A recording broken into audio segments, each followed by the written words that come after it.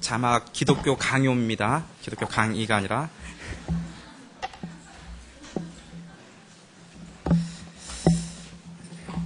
우리 지난 시간에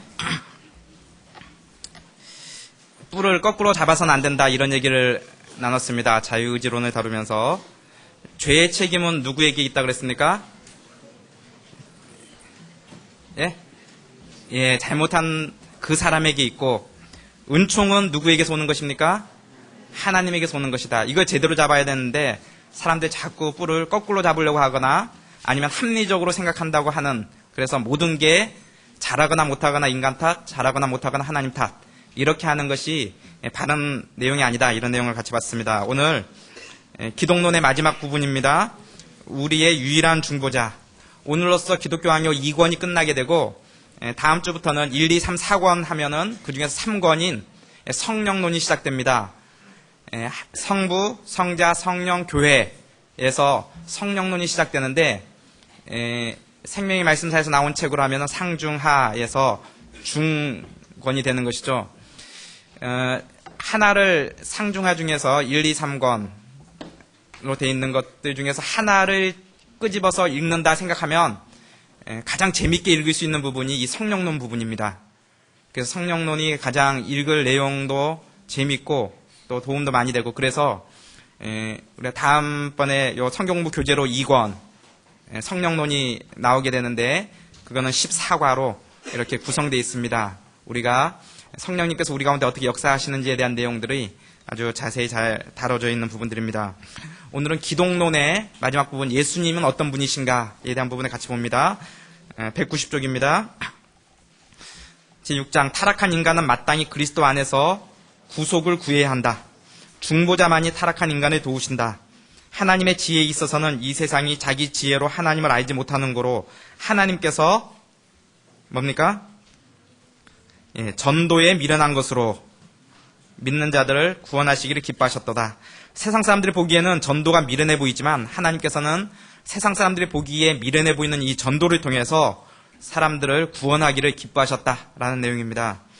창조 질서에 따르면 우주라는 기구가 일종의 학교가 되어 그 안에서 우리가 경건을 배우고 거기서부터 다시 영원한 생명과 완전한 복락으로 전진하기로 되어 있었습니다. 그러나 타락 이후에 모든 피조물과 인간은 하나님의 저주 가운데 들어가 인간들은 우주를 보고서도 하나님을 아버지라 생각할 수 없게 되었습니다. 따라서 하나님은 유일한 중보자 대신 예수 그리스도를 믿음으로 하나님의 자녀가 되게 하신 것입니다. 무수한 기적이 가득히 들어찬 하늘과 땅, 이 웅대한 극장을 바울은 하나님의 지혜라고 부른다. 이것을 잘 보면 우리는 지혜를 얻어 하나님을 알 수 있었을 것이지만 그 혜택을 받지 못하기 때문에 하나님께서는 그리스도를 믿으라고 우리를 부르시는 것이다. 그러나 불신자들은 이 믿음을 어리석다고 보아서 멸시한다. 종교다원주의에 대한 내용이 나오는데요. 현대 사상을 가장 한마디로 잘 요약해주고 있는 흐름이 포스트 모더니즘이라는 겁니다. 그 내용은 한마디로 상대주의라고 할 수 있겠죠. 절대적인 건 없다. 모든 게 다 상대적이다. 이 포스트 모더니즘이 종교 쪽에도 영향을 미쳤는데 종교에 영향을 미쳐서 등장하게 된 것이 종교다원주의라고 하는 내용입니다. 여기서 얘기하는 내용은 이런 겁니다. 가장 대표적인 학자 폴 리터라는 그런 신학자인데 이 사람이 자기가 주장하는 바에 대한 이런 비유를 하나 썼습니다. 산 정상에 올라가기 위해서는 A 코스, B 코스, C 코스, 코스가 여러 개가 있지만 결국에 가서는 정상 가서는 다 만난다. 종교도 기독교, 불교, 이슬람교 여러 개가 있지만 어떤 종교는 좀 더 빨리 정상에 도달하고 어떤 종교는 좀 늦게 도달하긴 하지만 자기가 믿는 종교를 열심히 잘 믿으면 결국에 가서는 정상에 가서는 다 만나게 되어 있다. 이런 가르침입니다. 굉장히 포용력이 있어 보이고 굉장히 넓어 보이고 사람들에게 굉장히 많은 그런 시선을 끄는 그런 대목들입니다. 그런데 문제는 이것이 성경적인가, 그것이 진리인가 하는 것입니다. 사람들은 그렇게 됐으면 좋겠다라고 생각하는 것과 그것이 사실이냐 하는 것은 다르다는 것이죠. 우리가 성경의 가르침은 너무도 명백하게 우리에게 사도행전 4장 12절에서 이렇게 말합니다. 다른 이로서는 구원을 얻을 수 없나니 천하 인간의 구원을 얻을 만한 다른 이름을 우리에게 주신 일이 없음이니라. 예수님 말고 구원에 이르는 길이 없다라는 것입니다. 전에 감신대 변선한 학장 같은 분들도 이런 종교다원주의, 나는 기독교니까 나는 예수 믿어 천국 가지만 저 사람은 불교도니까 불교를 잘 믿으면 또 천국 가고, 저 사람은 마음에 잘 믿어서 또 천국 가고, 나는 기독교니까 나는 예수 믿고 구원받는다. 그러나 다른 사람에 대해서는 옳다 그러다 말하지 말라. 이렇게 가르치다가 감신대에서 잘리시고, 얼마 전에 돌아가셨는데, 신앙이 없는 눈으로 보면 굉장히 포용력 있어 보이고 좋습니다. 그러나 성경에서 분명히 언급하고 있는 것은 다른 이로서 구원받을 만한 이름 우리에게 주신 일이 없다는 것입니다. 내가 곧 길이요 진리요 생명이니 나로 말미암지 않고는 아버지께로 나아갈 자가 없다라고 선언하고 있다는 것이죠. 또 하나의 흐름이 이런 흐름이 있습니다. 만민구원론이다 하는 겁니다. 이것도 굉장히 사람들을 미혹해하는 내용 중에 하나인데요. 이런 겁니다. 한마디로 얘기하면 하나님은 사랑의 하나님이기 때문에 어떤 일부의 사람들만 구원하고 또 어떤 일부의 사람들을 구원하지 않는다라는 것은 있을 수 없다. 하나님의 사랑은 모든 사람에게 다 적용되는 사랑이다. 그렇기 때문에 그 사랑의 하나님이 사랑하는 인간들을 지옥에 보낼 리가 없다. 지옥은 없다라는 것이죠. 그래서 그 안에서 몇 가지 흐름이 나누기도 하지만 이런 내용들입니다. 한 종류는 천국은 있지만 지옥은 없다. 그래서 지옥에 갈 영혼들은 소멸해버린다 라는 영혼 소멸설. 안 믿는 사람은 영혼은 사라져버리고 믿는 사람은 천국에 간다. 이렇게 주장하는 사람이고요. 또 어떤 사람들은 일단 예수 안 믿는 사람들은 지옥에 가긴 간다. 그러나 그 지옥이 영원한 지옥이 아니라 잠시 거기서 뺑뺑이 돌다가 결국은 하나님이 그 사람들 다 구원시켜 주신다. 이렇게 얘기하는, 인간의 입장에서 보면 그렇게라도 해서 구원받을 수 있다면 얼마나 좋은가 이런 생각이 들지만 성경은 분명히 우리에게 지옥의 영원성, 천국의 영원성에 대해서 말하고 있다는 것입니다. 마가복음 3장 29절에도 보면 성령을 회방하는 자, 성경에서 성령을 회방하는 자는 예수님을 믿지 않는 죄, 성령 회방죄는 예수님을 믿지 않는 죄를 성령 회방죄라고 합니다. 이 성령 회방죄를 지은 자는 사심을 얻지 못하겠고 영원한 죄에 처하느니라. 마태복음 12장 32절도 예수님 믿지 않는 자는 이 세상과 오는 세상에 있어서 사심을 영원히 얻지 못한다. 이렇게 명백하게 선언하고 있다는 것입니다.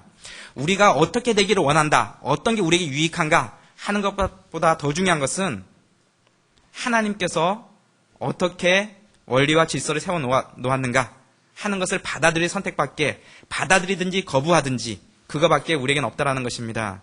그래서 종교다원주의, 또 만민구원론, 이런 사상들이 사람들에게는 굉장히 귀가 솔깃해 보이지만 성경에서는 전혀 다르게 가르치고 있다는 것입니다.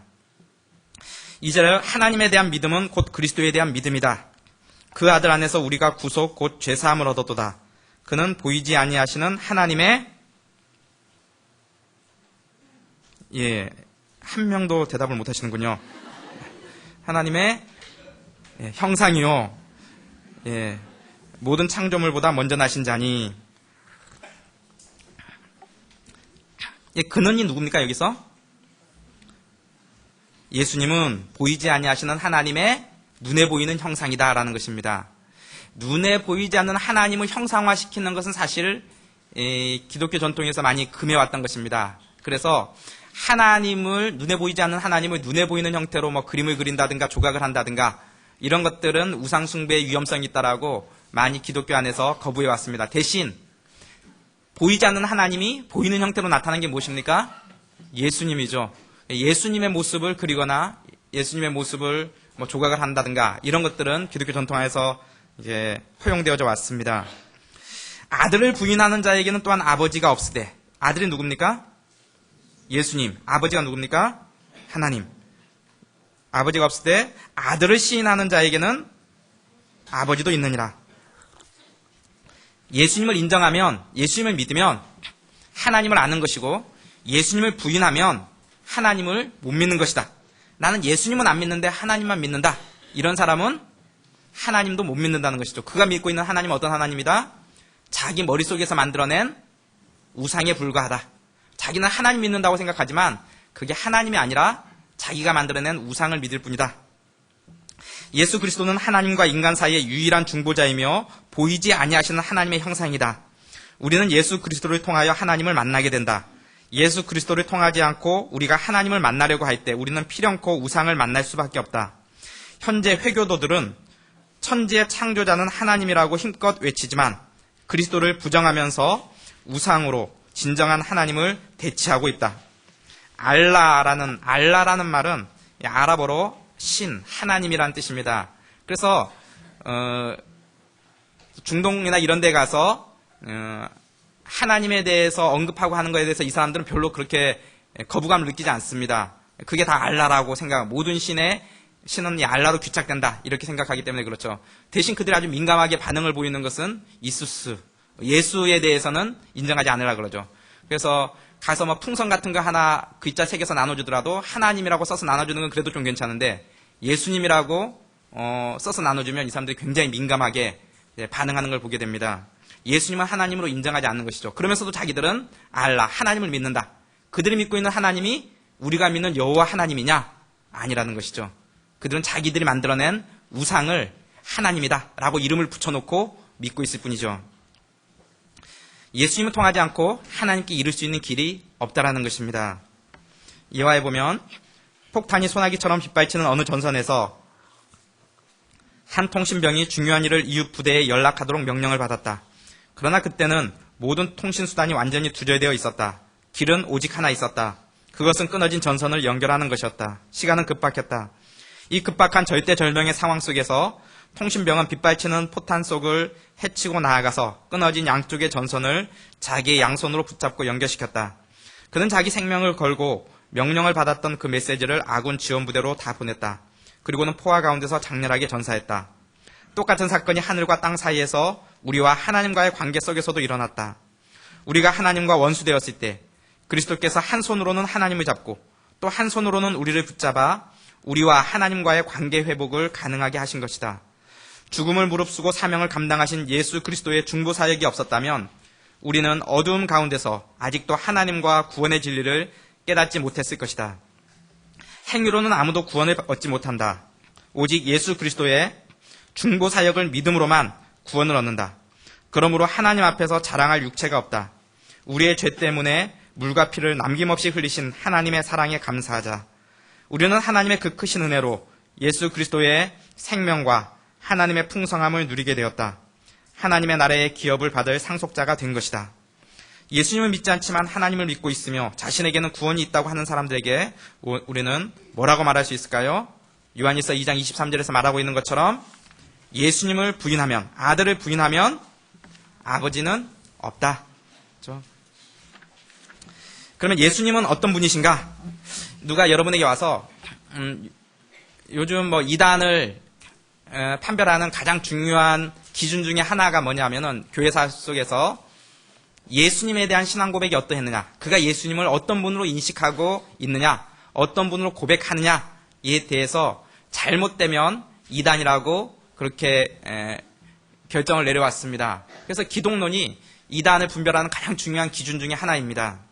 오늘은 우리가 예수님 어떤 분이신가에 대해서 보는데 누가 여러분에게 와서 당신이 믿고 있는 기독론, 당신은 예수님을 어떤 분이라고 생각하느냐 한번 얘기해봐라 하면 여러분 뭐라고 대답하겠습니까? 아마 몇몇 분들은 베드로의 신앙 고백이 생각나서 주는 그리스도시요 살아계신 하나님의 아들이십니다. 아마 이렇게 대답하실 분들도 몇 분 계실 것이고, 또 어떤 분들은 우리 목사님한테 가서 물어보십시오. 우리 목사님이 믿는 것에 나도 믿습니다. 아마 이러는 분들도 계실 것이고요. 성경에서 말하고 있는 예수님은 어떤 분이신가에 대한 가장 압축적인 정답을 오늘 얘기를 합니다. 사람들이 많이 오해를 해오는데 어떤 사람들은 이렇게 생각을 합니다. 예수님은 완전한 인간이다. 100% 인간이다. 그런데 하나님은 아니다. 이렇게 주장하는 사람들이 있습니다. 대표적인 예가 자유주의 신학자들이 그렇습니다. 자유주의 신학자들은 예수님을 인간의 좋은 모범으로, 모델로 생각합니다. 그래서 성경의 가르침에서 도덕적이고 윤리적인 좋은 가르침은 따라 행하려고 하지만 여기에 나오는 예수님의 신성이나 기적이나 이적이나 이런 내용들은 인정하려고 하질 않습니다. 기껏 해봐야 예수님이 물 위를 걸으셨다. 제자들이 바닷가 이렇게 모래밭을 건니는 예수님을 보고 착각한 것이다. 뭐 이렇게 얘기하기도 하고 또 오병이어의 기적을 설명하면서 실제 오병이어가 아니라 누가 이렇게 딱 보리떡 5개 물고기 2마리를 헌신적으로 먼저 모델로서 꺼내놓으니까 전부 다 자기 먹으려고 다 꼬부쳐왔던 도시락을 다 꺼내갖고 그래갖고 모든 사람이 먹고도 12광주리가 남을 정도로 그렇게 했다. 이런 식으로 자꾸 합리적으로 설명을 하려고 합니다. 예수님의 어떤 신성에 대해서 인정하려고 하지 않고 그분이 인간적인 면을 강조하고 그분의 좋은 우리 인간의 좋은 모델이 된다. 참 인간, 100% 인간은 강조하지만 하나님에 대해서는 인정하지 않으려고 하는 것이죠. 자유주의자들도 그렇고 신성을 조금 인정하긴 하지만 신성에 100% 인정하지 않는 사람들이 있습니다. 여호와 증인 같은 데죠. 여호와 증인도 예수님의 신성을 인정합니다. 그러나 100% 인정하지 않습니다. 여호와 하나님보다는 조금 못하다. 이렇게 그들은 얘기를 하는 것이죠. 또 이런 사람들이 있습니다. 예수님은 완전한 하나님이다. 100% 신성을 인정합니다. 그런데 예수님의 인성을 인정하지 않습니다. 사람은 아니다라는 것이죠. 그는 완전한 하나님이다. 뭐 가현설 이런 흐름들이 이야기들이 있습니다. 예수님이 사람의 모습으로 보였을 뿐이지 그가 진짜 사람은 아니었다. 하나님이 어떻게 사람이 될 수 있느냐? 이렇게 얘기하는 것이죠. 초대교회부터 있어왔던 영지주의 이단이 이런 전형적인 예들입니다. 요즘도 이런 흐름들이 조금씩 있습니다. 성락교회 같은 데 가르침도 좀 보면 그렇고요. 거기서는 예수님을 굉장히 높입니다. 예수님을 굉장히 높이니까 어떤 사람들 보기에는 이 사람들 진짜 신앙 좋다. 이렇게 생각하기 쉽습니다. 근데 조금만 더 깊이 들어가 보면 예수님은 너무너무 훌륭하고 좋으신 분이고 완전한 하나님이기 때문에 예수님의 육신은 우리의 영혼 수준이다. 우리 같은 미천한 사람이 어떻게 예수님과 같은 육신을 가질 수가 있냐. 예수님의 신성은 많이 강조해서 굉장히 신앙 좋은 것 같아 보이지만 예수님의 인성을 인정하지 않습니다. 예수님의 그 육체적인 면이 우리의 영혼의 수준. 그러나 사실 그렇지 않습니다. 오늘 우리가 오부 설교도 들은 것처럼 예수님은 우리 인간들이 겪는 똑같은 아픔과 고통을 겪으셨습니다. 100% 완전한 인간이셨습니다. 예수님도 식사를 하지 않으시면 줄이셨고 배고프셨고 슬픈 일이 있으면 눈물이 나왔고 매를 맞으면 십자가에 못이 박히면 고통을 느끼는 우리와 똑같은 연약함을 지닌 그런 인간이었습니다. 예수님의 완전한 신성을 인정해서 신앙이 좋은 것 같아 보이지만 예수님의 인성을 인정하지 않으면 이것 역시 이단이라는 것입니다. 또 어떤 사람들은 또 이렇게 주장하는 사람들도 있습니다. 예수님은 50%는 신이고 50%는 인간이다. 신도 아니고 인간도 아니고 이렇게 중간에 애매한 괴물로 예수님을 이렇게 만들어버리는 사람들이 있습니다. 이것 역시 잘못된 주장입니다. 성경이 말하는 분명한 가르침은 예수님은 완전한 하나님이요 완전한 인간이라는 것입니다. 그분은 100% 하나님이고 100% 인간이라는 것입니다. 그럼 우리 이성은 이게 잘 이해가 되지 않습니다. 여러분 무한 더하기 유한 하면 뭐가 나옵니까? 무한이 나와야죠. 무한 더하기 유한하면 무한이 나와야 되는데 그런데 성경에서는 무한 더하기 유한은 무한과 유한이다. 이렇게 얘기하는 겁니다. 그러니까 예수님의 완전한 하나님 되심도 인정하고 예수님의 완전한 인간 되심도 인정하는 게 그게 성경이 우리에게 말하고 있는 바라는 것입니다. 한번 보겠습니다. 1절 중보자 예수 그리스도는 참 하나님이시며 참 사람이시다. 우리의 중보자가 될 분이 동시에 참 하나님이면서 참 사람이 되어야 하는가? 이것은 하나님께서 우리의 구원을 위해서 가장 좋은 길로 선택한 하나님의 방법이었습니다. 인간은 죄로 인하여 하나님에게서 완전히 격리되었습니다. 따라서 인간은 중보자가 될 수가 없습니다. 모든 인간이 죄인이기 때문입니다. 하나님에게 속한 자만이 하나님과의 중재자의 역할을 할 수가 있습니다. 따라서 하나님의 아들이 우리를 위하여 임마누엘이 되신 것입니다. 우리의 구속자가 되실 분은 참 하나님이시며 참 사람이신 것이 필수적이었다. 그의 임무는 죽음을 삼켜버리는 것이었다. 생명이 아니면 누가 이 일을 할 수 있었겠는가? 그의 임무는 죄를 정복하는 것이었다. 의 자체가 아니면 누가 이 일을 할 수 있었겠는가? 그의 임무는 세상과 공중의 권세들을 괴멸시키는 것이었다. 세상과 공중보다 더 높은 권능이 아니면 누가 이 일을 할 수 있었겠는가? 그런데 생명이나 의나 하늘 주권과 권위는 하나님에게만 있지 않고 어디 있는가? 그러므로 우리의 지극히 자비하신 하나님께서는 우리를 구속하기로 정하셨을 때에 자기의 독생자를 통해 친히 우리의 구속자가 되셨다. 로마서 5장 8절에 보면 우리가 아직 죄인 되었을 때에 그리스도께서 우리를 위하여 죽으심으로 하나님께서 우리에게 대한 자기의 사랑을 확증하셨느니라. 그러면 인간인 우리가 중보자를 어디에서 찾아야 하는가? 어느 길로 그에게 나아가야 하는가? 근심하는 사람이 없도록 성령께서는 그를 사람이라고 부르시며 그렇게 함으로써 그가 우리에게 가까이 계시다는 것을 가르치십니다. 하나님과 사람 사이의 중보도 한 분이시니 곧 사람이신 그리스도 예수라. 이 여호와 증인들은 이 구절을 보면서 어떻게 생각합니까? 봐라, 하나님이 아니지 않냐. 이게 하나님이 아니라는 말이 아니죠. 사람이라는 말이죠. 그렇죠? 완전한 사람이다 라고 얘기하고 있다는 것입니다. 이 이슬람교에서의 알라는 이 인간들이 도저히 이룰 수 없는 초월로만 존재하신 신입니다. 그러니까 인간들이 알라에게 나아갈 수가 없습니다. 너무나 떨어지고, 그래서 알라는 심판하는 알라, 벌을 주는 알라, 이런 두려움과 공포의 대상으로만 알라가 존재하고 있죠. 알라에게 나아갈 수가 없습니다. 그러나 우리는 인간으로 이 땅에 오신 예수 그리스도를 통해서 하나님께 나아가게 되는 것입니다. 하나님으로만 존재하신다면, 초월자로만 존재한다면 죄인인 인간이 어떻게 하나님께 나아갈 수 있겠습니까? 구약에 있었던 사람들은 하나님께 나아가지 못했습니다. 나아가는 자는 다 죽었습니다. 하나님을 본 자는 죽어 마땅했습니다. 인간이 유한자가 무한자를 볼 수가 없습니다. 하나님 앞에 나아갈 수가 없습니다. 그렇기 때문에 하나님이 인간이 되신 것입니다. 그래서 우리가 그 예수 그리스도를 통해서 하나님 앞에 나아갈 수 있도록 완전한 인간으로 이 땅에 오셨다는 것입니다. 중보자의 역할은 죽음을 정복하고 지옥의 상속자들을 천국의 상속자들로 만드는 것이었다. 따라서 중보자가 하나님만이라면 죽음을 느낄 수 없으며 중보자가 사람만이라면 죽음을 정복할 수가 없다. 따라서 중보자는 인성과 신성을 결합하셔서 그의 인성으로 자신을 죽음에 내어주고 그의 신성으로 죽음을 정복하셨던 것이다. 하나님만이라면 하나님이 죽을 수가 없죠. 인간만이라면 죽음을 이겨낼 수가 없죠.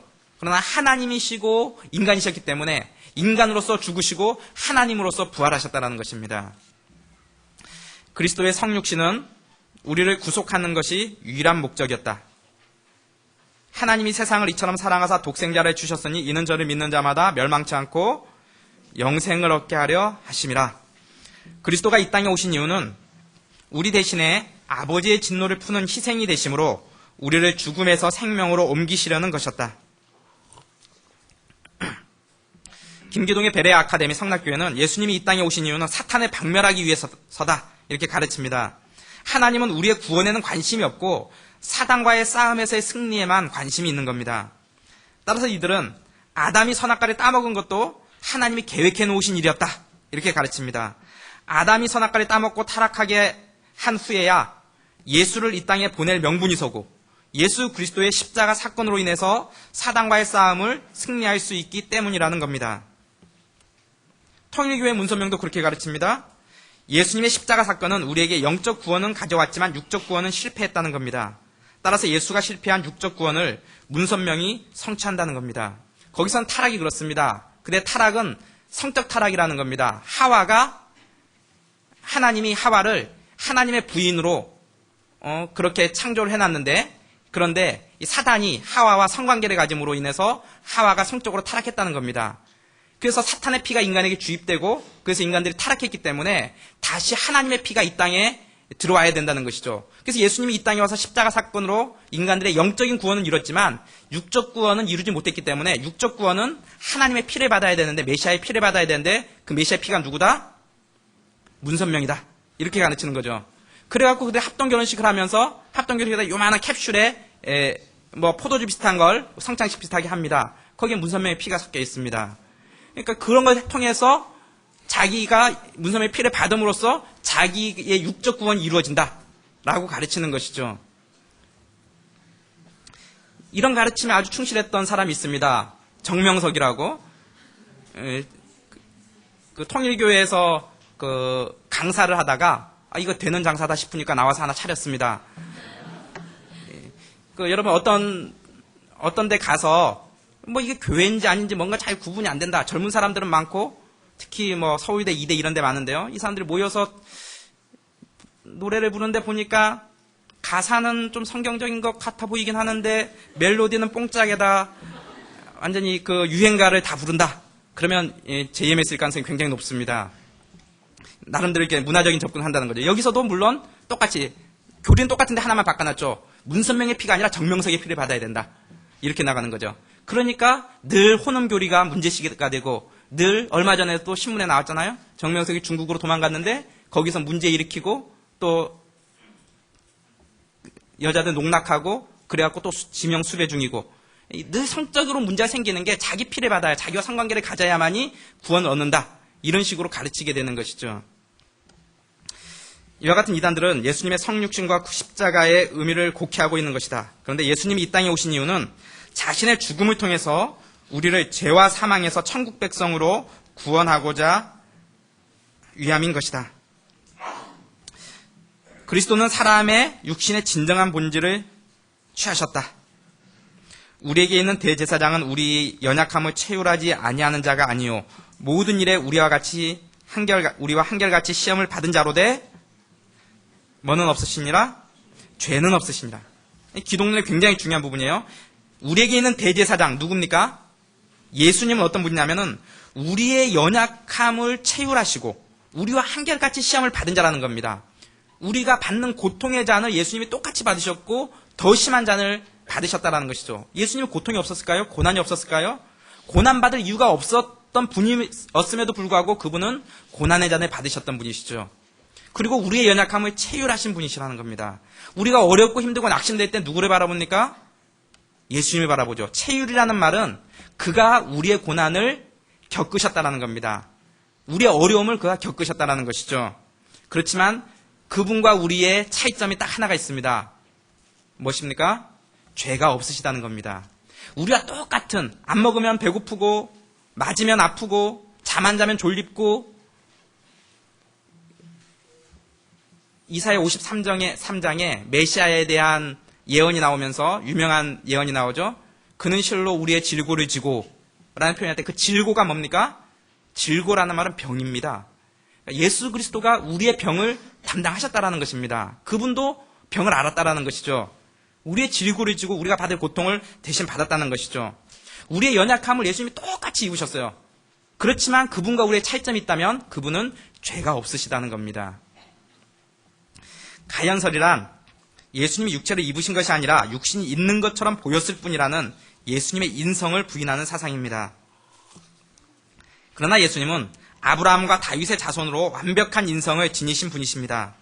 그리스도가 주림과 목마름과 추위를 느끼며 그 밖에 우리의 본성에 있는 여러 가지 약점을 가지셨다는 것은 무수한 증거가 있다. 예수님이 마리아에게서 나셨다는 것은 마리아를 그리스도를 통과한 수로로 이해할 것이 아닙니다.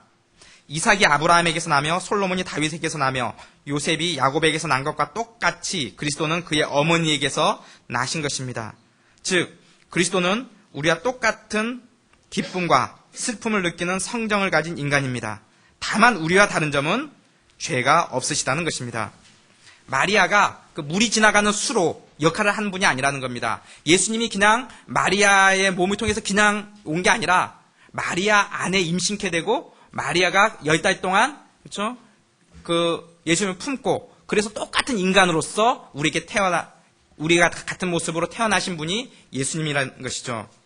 예수님은 우리와 똑같아. 내가 고민하고 힘들어하는 것 예수님도 똑같이 고민하고 힘들어하셨고 내가 고통받는 것 예수님도 더 심한 고통을 받으셨다. 그러나 그분은 그렇게 할 이유가 없으셨던 분이시다. 왜? 그분은 죄가 없으셨던 분이기 때문에. 우리는 죄 때문이라도 우리가 고통을 받고 잘못을 당하는 것은 당연하지만 죄가 없으신 그분이 고통을 받았다라는 것이죠.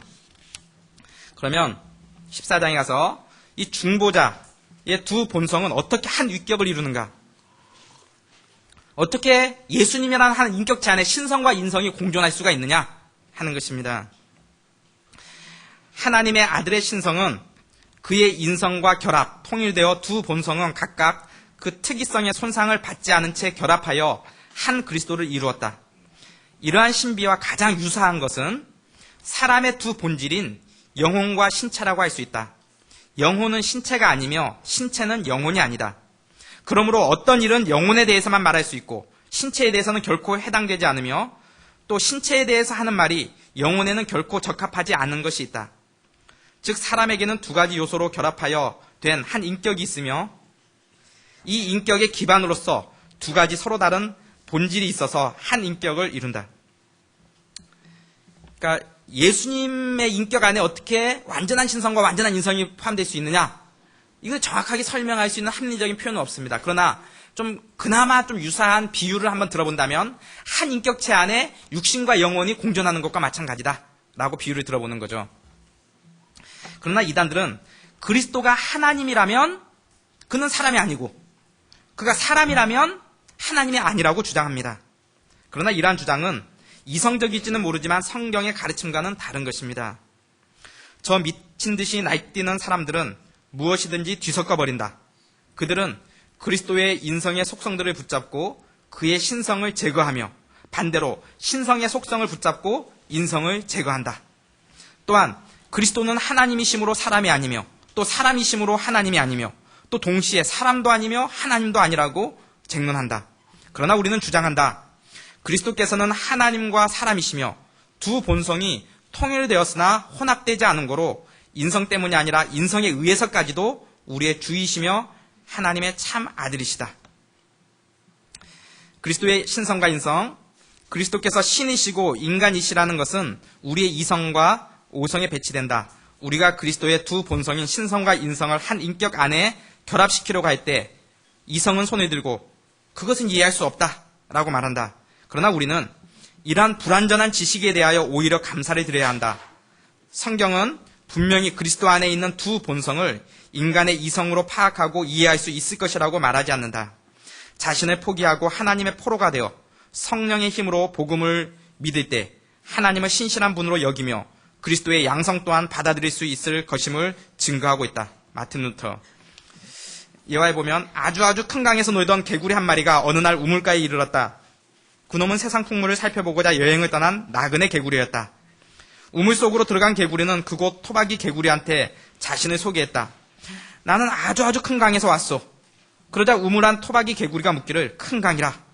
큰 강이라니 그게 무슨 뜻이요? 그게 뭐요?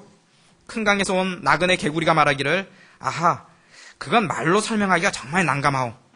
우리는 이 우물에서 한 번도 벗어나 본 적이 없질 않소. 이 우물은 아주 조그마한 것이오. 그렇지만 내 한번 설명해 보리다. 우물한 토박이 개구리는 껄껄껄 웃었다. 이 우물보다 더 큰 게 있다는 소리랑은 내 생전 들어보지를 못했어. 그래, 당신네 그 강은 얼마나 크오? 토박이 개구리는 우물한 넓이의 한 3분의 1쯤을 펄쩍 뛰어보이면서 말하기를 이만큼 되오? 큰 강에서 온 나그네 개구리가 껄껄껄 웃었다. 천만에요, 선생.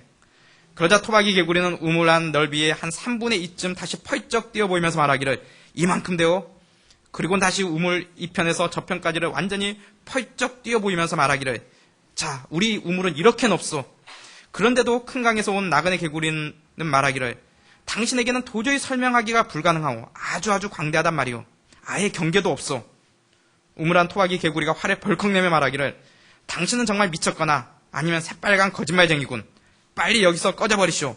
말도 안 되는 소리에 찌끄려도 유분수지. 진리가 그대의 차원으로 끌어내려질 수는 없다. 오직 그대 자신이 진리의 차원으로 올라가야만 한다. 지난주에 저희 딸 지혜가 기독교 학교에서 어디 야외 수업을 나갔던지 이 조그만 병에다가 오이챙이 9마리를 잡아왔습니다. 그래서 그 오이챙이 9마리를 키우고 있는데 요만한 병에 놓고 이 9마리를 키우는데 이게 오이챙이가 온갖 잡식성이라 그러더라고요. 그래서 먹을 게 없으면 자기들끼리 잡아먹는데요. 그래서 그런 비참한 상황이 벌어지지 않도록 빵을 충분히 넣어줬습니다. 그래서 지금 9마리가 뻥뻥하게 지금 뒷다리가 나올락말락 하고 있는데 뒷다리가 쑥, 앞다리가 쑥. 조금 있으면 팔딱팔딱 개구리 됐네.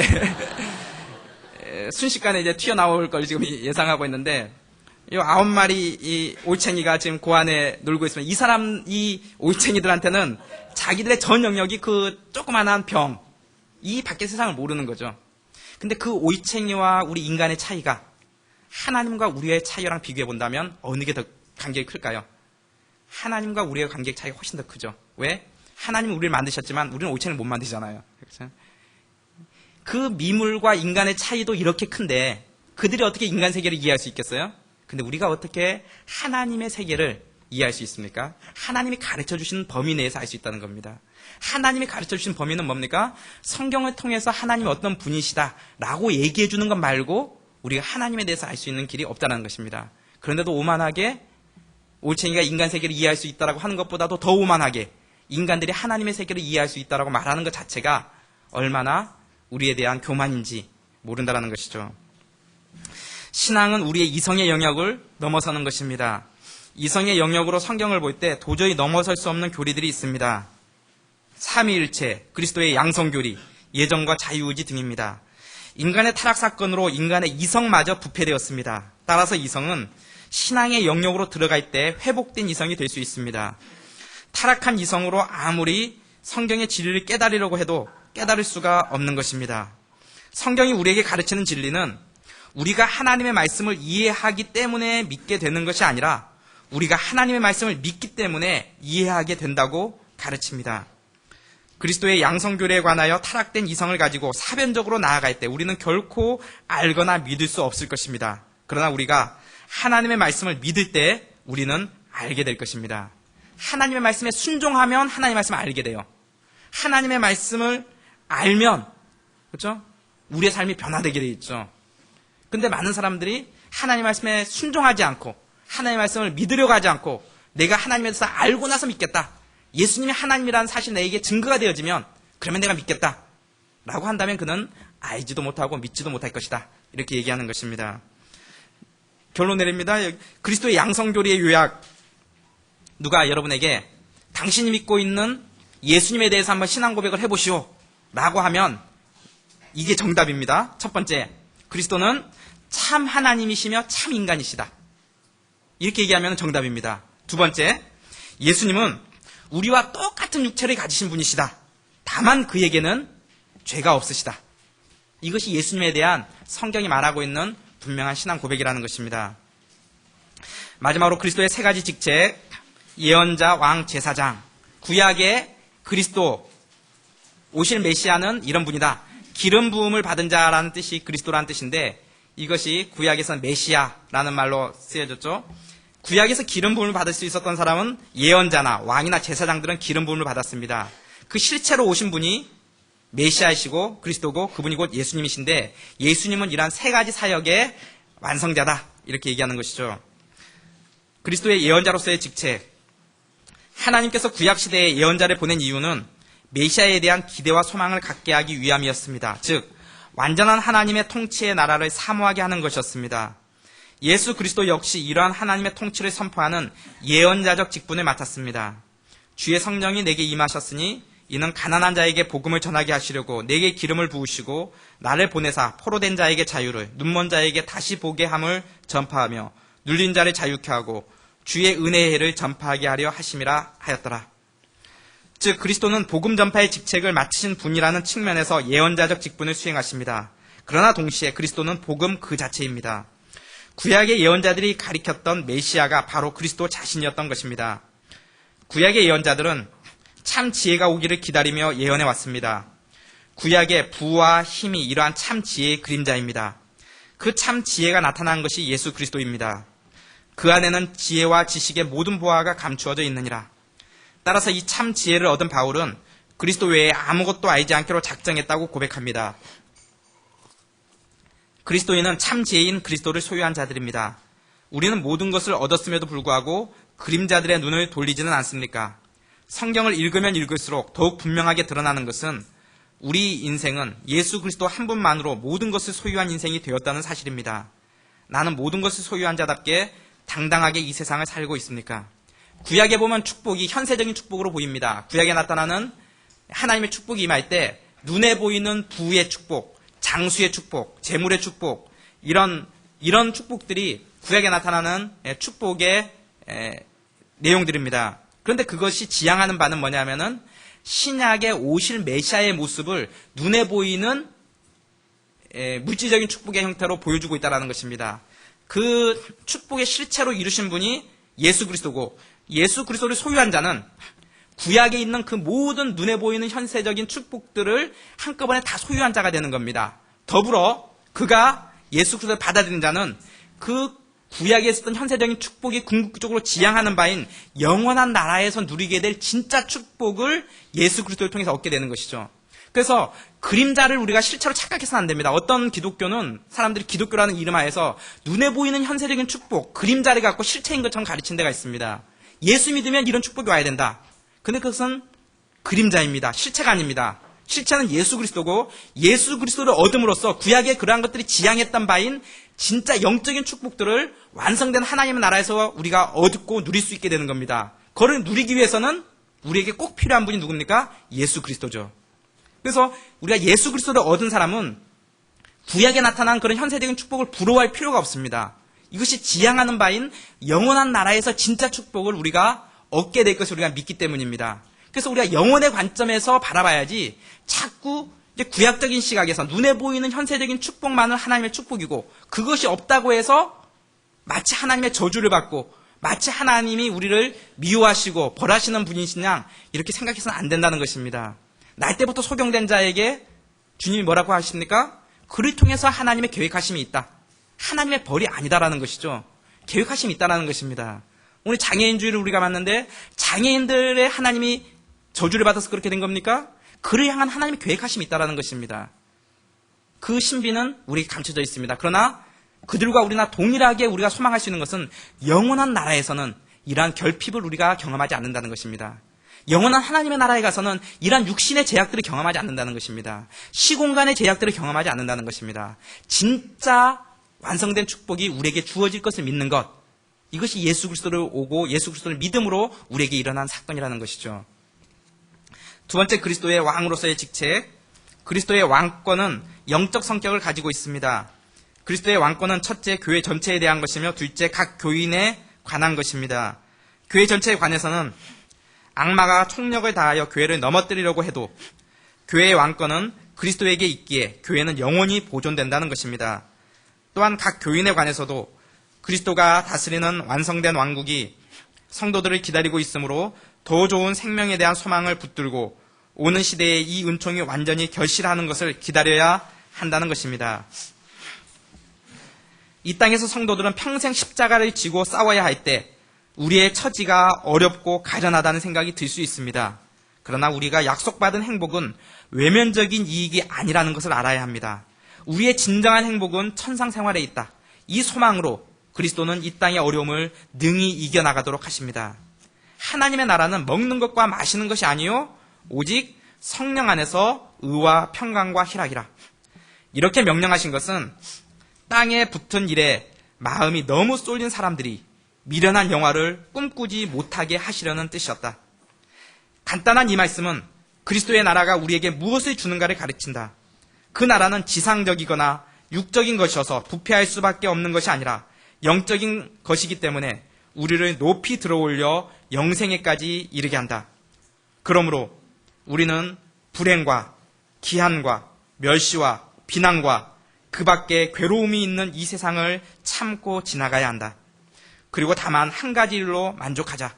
즉 우리 임금께서는 결코 우리를 궁핍하게 내버려두지 않고 필요한 것을 주실 것이며 드디어 우리는 싸움을 끝내고 부르심을 받아 개선할 것이다.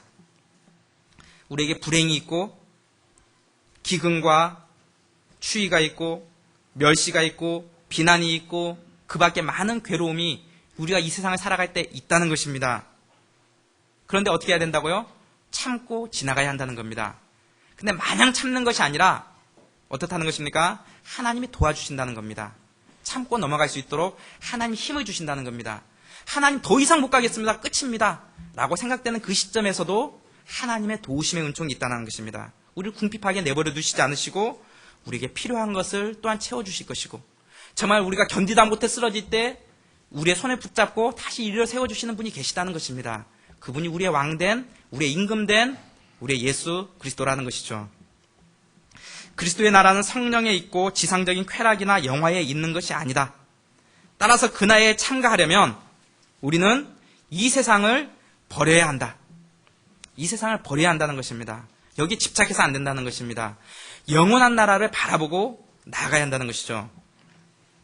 이 땅의 역사 속에 교회가 수많은 핍박을 받아왔음에도 불구하고 교회가 진멸되지 않고 보존된 것은 그리스도께서 교회의 왕권을 가지고 있기 때문입니다. 성도들 또한 이 땅의 고난과 핍박 속에서도 견디어 나가는 힘은 우리의 진정한 나라가 천상에서 우리를 기다리고 있다는 믿음에서였습니다. 히브리서 12장에 나오는 믿음의 사람들은 하나같이 영원한 본향을 바라봤던 사람들입니다. 아브라함의 믿음, 이삭과 야곱과 다윗과 스데반과 바울의 믿음이 이 믿음이었습니다. 우리가 이 땅에서 믿음을 지켜나갈 때 때로는 고난과 어려움이 있더라도 그리스도께서 우리를 붙들어 결국에는 하나님의 나라에 입성시키고야 마실 것입니다.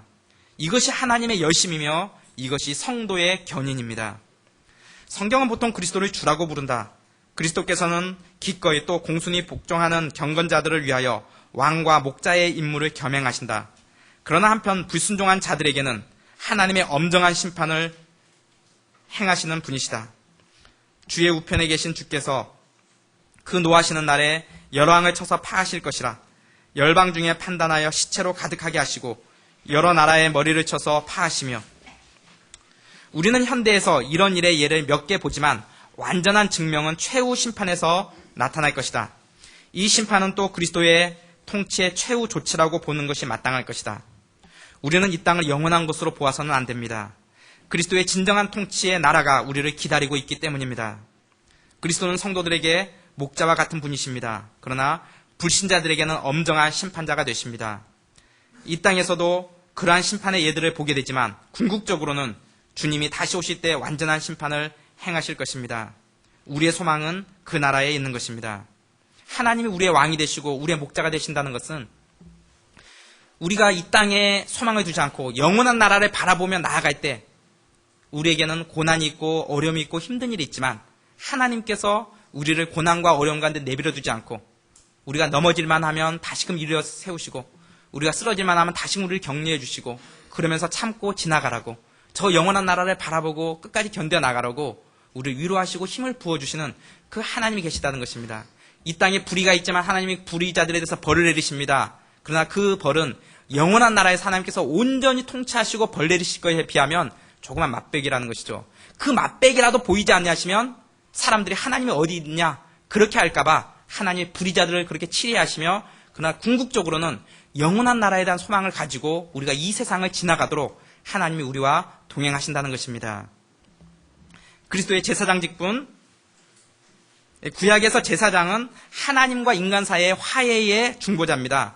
사람들이 하나님께 나아갈 수 없었지만 제사장이 중간에 서서 하나님께 나아가는 겁니다. 이 성막이 있고 그 안에 지성소가 있는데 이 지성소에는 1년에 딱 한 차례 7월 10일 대속제일에 대제사장이 백성들의 죄를 가지고 하나님 앞에 나아갑니다. 유일하게 하나님 앞에 나아가는 거죠. 그리고는 백성들의 지른 죄를 대신 하나님 앞에 용서를 구하고 제사를 지냅니다. 이러한 제사장의 실체가 누구냐? 예수 그리스도. 제사 제물의 실체가 누구냐? 예수 그리스도라는 것입니다. 하나님과 인간 사이의 화해자, 직접 제물이 되어서 죽으시고 직접 제사장의 역할을 감당하신 분이 예수 그리스도다. 제사장직의 역할은 화해와 중보이다. 그리스도는 하나님의 진노를 풀기 위한 제사장인 동시에 제사 제물이다. 우리는 우리의 중보자 되신 그리스도로 인하여 기도할 수 있으며 양심의 평화를 누릴 수 있다. 그리스도로 말미암아 우리가 또한 제사장이 될 수 있다. 기도를 통하여 우리 자신이 하나님께 나아가서 우리의 죄를 고할 수 있게 된 것이다. 우리의 기도는 그리스도의 십자가 죽음의 중보로 말미암아 가능해진 것입니다. 따라서 우리는 기도의 특권을 당연히 누릴 것으로 생각해서는 안 됩니다. 그리스도의 죽음의 대가가 우리로 하여금 기도할 수 있게 한 것입니다. 따라서 우리는 기도 끝에 기도를 가능케 하신 중보자 되신 예수님의 이름으로 기도하는 것입니다. 이 특권이 얼마나 소중한 특권인가를 생각합시다. 그리고 우리가 하나님 앞에 직접 나아갈 수 있는 이 특권을 위해서 그리스도께서 죽으셨는데 우리가 기도를 소홀히 한다면 그리스도의 죽음을 헛되이 하는 것입니다. 우리 하나님께 나아갈 수 없습니다. 그러나 예수께서 죽으셨기 때문에 우리가 예수님의 이름 때문에 하나님 앞에 나아가는 겁니다. 그리고 하나님 앞에 도움을 요청하고 기도할 수 있게 된 것이죠. 그래서 내가 하나님 앞에 기도할 수 있는 것은 예수님의 대속의 죽음 때문입니다. 라고 고백하는 게 기도하고 나서 예수님의 이름으로 기도합니다. 라고 말하는 것이죠. 생각하는 걸 누가 저에게 이 글을 보내와서 제가 깜짝 놀랐는데 메일이 왔는데 저한테 내가 그렇게 살으라고 내 아들까지 죽어가며 널 살려낸 줄 아느냐. 찔려갖고 깜짝 놀라갖고. 근데 보니까 이게 뭐냐면 그 메일을 보낼 때 자기 명함처럼 써놓고 자기 밑에 이 글을 달아놓은 그 글자더라고요. 나한테만 하는 말이 아니구나. 그럼 다시 한번 좀 생각을 해봤습니다. 나한테 하는 말이라고 해도 맞는 말이구나. 이런 생각이 들었습니다. 내가 그렇게 살라고 내 아들까지 죽어가면서 널 살려낸 줄 아느냐. 그렇죠? 하나님께서 우리를 살려내기 위해서 자신의 친아들을 죽이셨다는 것이죠. 우리 신앙에서 가장 중요한 것은 예수님의 죽음이 나를 위한 대속의 죽음인 것을 믿는 것입니다. 내게 능력과 감동을 주는 십자가라는 책에 이런 예화가 나옵니다. 한 노인이 병원에 입원을 했습니다.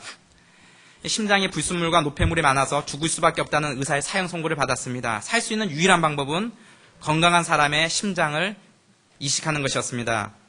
누가 자신을 희생해가며 나 같은 늙은이에게 심장을 이식해줄까? 이 노인은 모든 걸 포기하고 죽음을 기다리고 있었습니다. 그런데 입원실 문이 열리더니 한 젊은 청년이 들어왔습니다. 그는 의사에게 자신의 심장을 노인에게 주겠다고 하는 것입니다. 노인이 너무나 놀랐습니다. 아니 어떻게 그럴 수가? 있을 수가 없는 일이다. 아니 젊은이, 어찌 젊은이가 나 대신 죽으려고 하는가? 이러지 말게. 이 노인은 마취 주사를 맞고 의식을 잃었습니다. 시간이 지난 뒤 노인은 정신을 차렸습니다. 살아난 것입니다. 옆을 보니 젊은이가 죽어 있었습니다. 이 노인은 하염없이 울었습니다. 이 예화가 말하고자 하는 포인트가 무엇입니까? 노인 대신 죽은 건강한 젊은이가 누구입니까? 우리 죄를 대신해서 죽어가신 예수 그리스도입니다. 죄 많은 우리의 심장은 언젠가 멈출 것입니다.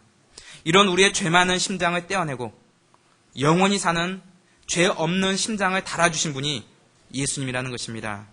이 사건이 십자가에서 일어난 것입니다. 왜 십자가여야만 했는가? 하나님이 나를 사랑하시는 다른 방법은 없었던 것인가? 하나님이 그토록 사랑하시는 하나밖에 없는 아들 예수 그리스도를 우리를 위해 죽이셔야 했던 그 이유가 무엇인가? 왜 하나님의 완전하신 아들 예수 그리스도가 죽으셔야만 했는가? 내가 무슨 존재이길래 왜 나를 포기하지 않으시고 왜 나를 저버리지 않으시고 당신의 아들을 갈보리의 언덕에 매달아야 했는가? 그리스도의 십자가의 처절한 죽음은 죄인들을 향한 하나님의 진노가 얼마나 무서운 것인가 하는 것을 우리에게 보여줍니다. 동시에 십자가는 우리를 향한 하나님의 사랑이 얼마나 크신 사랑이었는가 하는 것을 보여주고 있습니다. 세상에 어떤 신이 자기가 만든 피조물을 위해 자신을 포기했다는 이야기를 들어본 적이 있습니까? 십자가는 우리가 얼마나 고귀한 존재인가를 말해주고 있습니다. 우리를 살리기 위해 예수님이 죽으셨습니다. 예수님의 죽으심으로 우리의 죄가 씻김을 받은 것입니다. 여호와께서 말씀하시되 오라 우리가 서로 변론하자. 너희 죄가 주홍같을지라도 눈과 같이 희어질 것이요 진홍같이 붉을지라도 양털같이 되리라. 우리가 지은 죄 예수 그리스도의 죽음으로 씻김을 받았습니다. 이것이 복음입니다. 찬송가 205장이 우리에게 말하고 있는 것처럼 예수 앞에 나오면 모든 죄 사하고 주의 품에 안기어 편히 쉬리라. 우리 주만 믿으면 모두 구원 얻으며 영생복락 멸류관 확실히 얻겠네. 외국 성교회를 창설한 C.T. 스터드란 사람은 이런 고백을 합니다. 예수 그리스도가 하나님이시며 그가 나를 위해 죽었다면 나는 그를 위해서 어떠한 희생이라도 감당하겠다. 이것이 우리의 고백이 되어야 할 것입니다. 이 시간 우리 다 같이 한번 찬양을 드리도록 하겠습니다. 보혈을 지나 아버지 품으로. 도저히 아버지 앞에 나갈 수 없었던 우리가 예수 그리스도의 보혈을 지나 하나님 앞으로 나아가게 되었습니다. 그 보혈이 없었다면 하나님과 영원히 격리될 수밖에 없었던 우리. 그러나 우리가 이 보혈을 지나 아버지 품으로 나아갑니다. 우리 같이 찬양하겠습니다. 보혈을 지나 하나님 품으로 보혈을 지나 아버지 품으로 보혈을 지나 하나님 하나님 품으로 한 걸음씩 나가네. 보혈을 지나 아버님 품으로 보혈을 지나 아버지 품으로 보혈을 지나 하나님 품으로 한 걸음씩 나가네. 존귀한 주보혈이 존귀한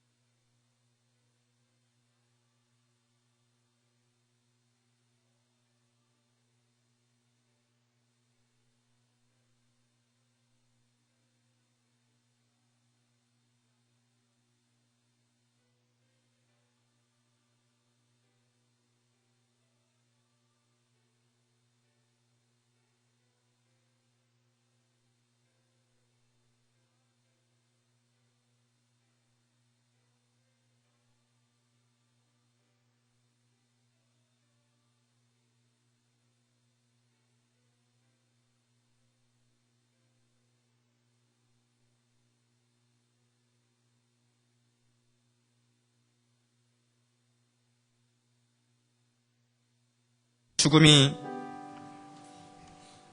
얼마나 죄인들을 향한 하나님의 진노가 무서운 것인지, 또 우리를 향한 하나님의 사랑이 얼마나 크신 사랑인지를 우리에게 보여주고 있음을 저희들이 봅니다. 하나님, 예수 그리스도의 대속의 죽음으로 우리의 죄가 용서받았음을 감사드립니다. 하나님께서 자신의 독생자를, 자신의 친아들을 우리를 위해서 내어주셨는데, 하나님, 우리가 하나님을 위해 정말 남은 인생들을 살아가게 하여 주시옵소서. 영원한 나라의 본향을 우리가 품고 이 땅을 살아가며 때로는 힘들고 어렵고 고난이 있다 할지라도, 그러나 하나님께서 도우시는 도움의 손길들이 늘 있음을 믿기에 우리가 잘 견뎌나갈 수 있도록 도와주시고, 영원한 나라에 대한 소망들이 우리 가운데 더욱더 커져가게 하여 주시옵소서. 감사드리며 예수님의 이름으로 기도합니다.